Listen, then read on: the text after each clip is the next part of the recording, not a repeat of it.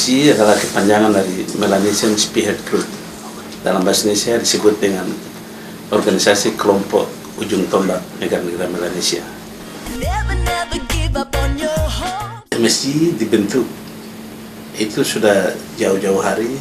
Konsep ini lahir pada tahun 1983. Baru diterima dan diakui oleh PBB pada tahun 1988. Tujuan daripada MSC adalah untuk memperjuangkan wilayah-wilayah Melanesia yang belum merdeka.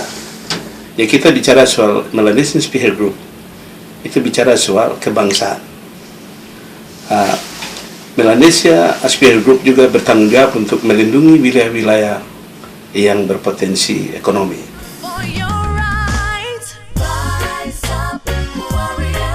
Rakyat bangsa Melanesia, timurnya itu di Fiji dan baratnya itu di Flores yang sekarang ini oleh orang-orang Melanesia kita sebut Flores itu Flobamora. Sedangkan utaranya itu Solomon, selatannya itu Kanake sampai dengan Torres Strait. Jadi sudah timur dan Dobo itu sudah masuk di dalam wilayah Melanesia.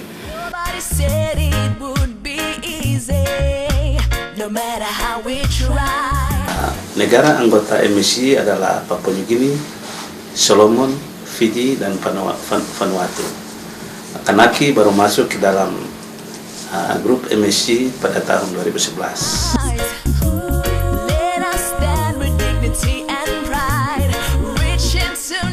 Kembalinya Papua di dalam Melanesia, itu dia kembali ke keluarga Melanesia yang sebenarnya dipisahkan oleh kekuatan kolonial asing waktu Perang Dingin tahun 60-an. Yang kedua itu bicara soal Papua masuk ke MSC itu ada punya dua nilai penting dan positif. Yang pertama, setelah Papua masuk ke MSC, isu politik Papua itu akan dikembalikan ke PBB, bukan urusan negara Pasifik, bukan urusan negara-negara Melanesia. Tapi negara-negara Melanesia sebagai negara anggota C24 atau anggota dekolonisasi PBB akan mengantar barang ini ke PBB sehingga berikan fungsi PBB untuk menyelesaikan status politik.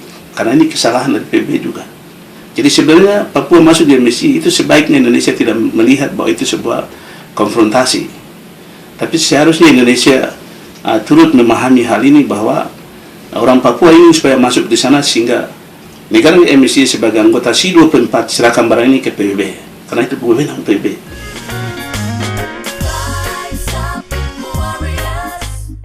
Papua itu menjadi isu penting dalam MSC. Kalau tujuan MSC untuk mendukung wilayah-wilayah Melanesia yang ingin merdeka, salah satu yang mereka sudah dukung adalah FLN KS dari New Caledonia atau Kanaki. Papua itu sudah harus masuk karena itu Papua masuk dalam agenda atau tujuan utama lahirnya MSC.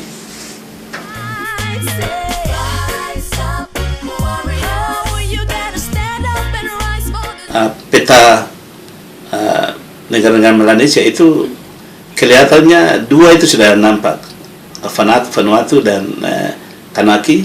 Solomon itu belum kasih komentar, tapi beberapa pengamat termasuk saya sendiri, saya melihat bahwa Solomon adalah orang kita. Itu sebabnya sampai hari ini Solomon belum pernah mengeluarkan statement, tapi yang pernah Menteri Luar Negeri keluarkan akhir bulan April itu bahwa Solomon berdiri pada posisi self-determination dan prinsip-prinsip PBB. Itu berarti pesan itu sudah jelas. Vanuatu, Papua New Guinea tadinya bulan Februari itu Perdana Menteri O'Neill katakan bahwa sudah waktunya untuk Papua New Guinea menjadi mata bagi orang Papua dan mulut bagi orang yang tidak bisa berbicara, bersuara. Jadi kita lihat bahwa sebenarnya ada tarik-menarik. Fiji, minggu lalu Menteri Luar Negeri Fiji berbicara di Parliament House bahwa dia mendukung Papua bagian dari Republik Indonesia. Tapi statement secara resmi yang harus dikeluarkan lewat parlemen belum ada.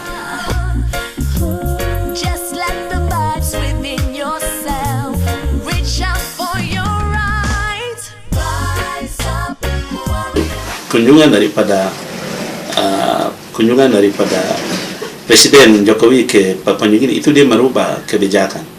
terakhir O'Neill katakan bahwa yang menjadi wakil untuk Papua di MSC adalah 2 gubernur. Baik Papua New Guinea, walaupun kita lihat pemerintah menolak, tapi politician, berapa gubernur, berapa politician di parlemen menyuarakan isu Papua di parlemen. Solomon, Vanuatu, Fiji, Tanaki, Amerika sendiri, Uni Eropa. Jadi kita lihat di level internasional itu sudah hebat sekali. Di harapan untuk merdeka itu saya terlalu yakin lebih dari 200%.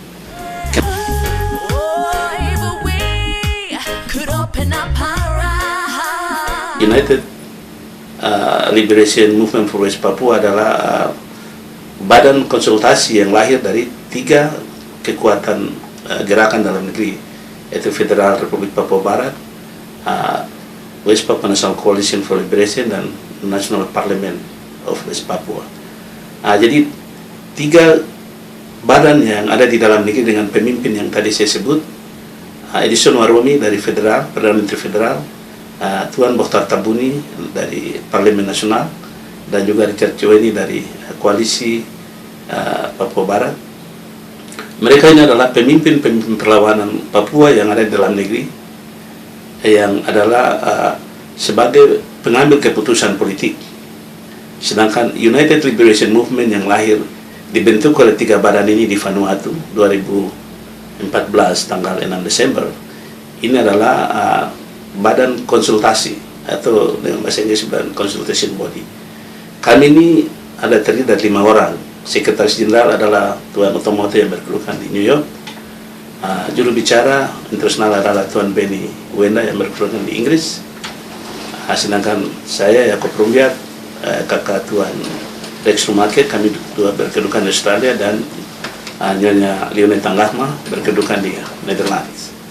Kami 5 orang ini adalah executive officer di dalam koordinasi body yang nanti kami selalu harus berkonsultasi dengan kepemimpinan dalam negeri.